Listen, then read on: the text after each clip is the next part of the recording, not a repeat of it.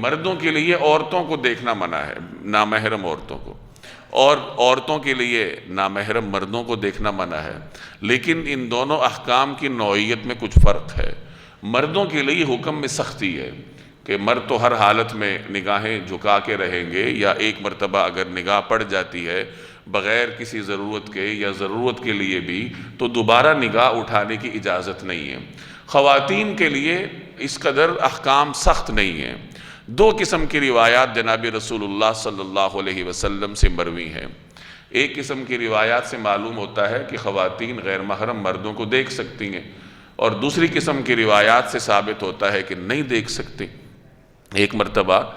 ایک نابینا صحابی نبی کریم صلی اللہ علیہ وسلم کی خدمت میں حاضر ہوئے، وہاں دو ازواج مطہرات موجود تھیں،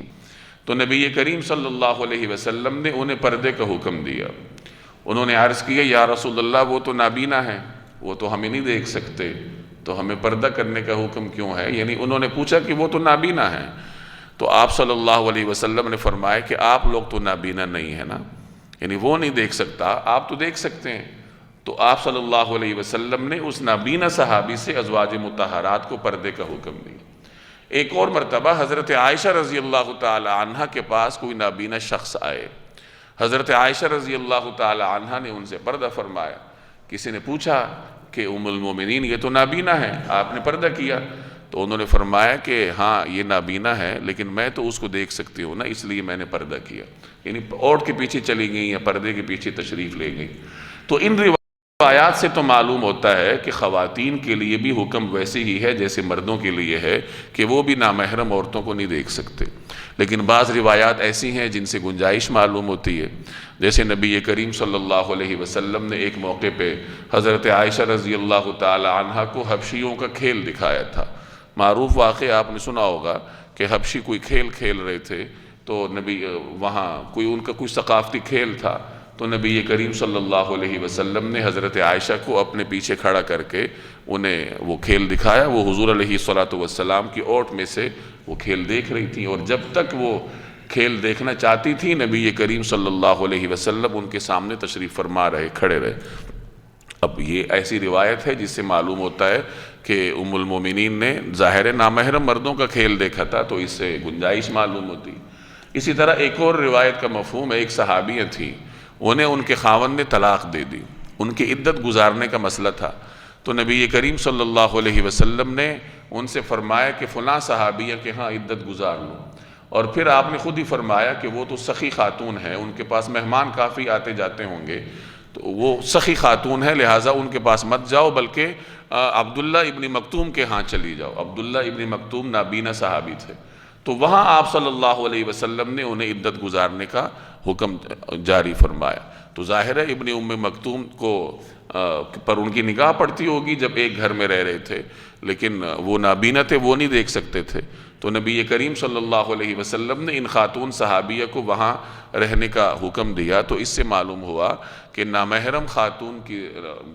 خاتون اگر نامحرم مرد کی طرف نگاہ کرتی ہے تو اس میں کوئی مذائقہ نہیں۔ تو یہ دو روایات ہیں، جیسے میں نے عرض کیا، دو قسم کی۔ ایک قسم کی روایت سے پتہ چلتا ہے کہ عورت بھی نامحرم مرد کو نہیں دیکھ سکتی،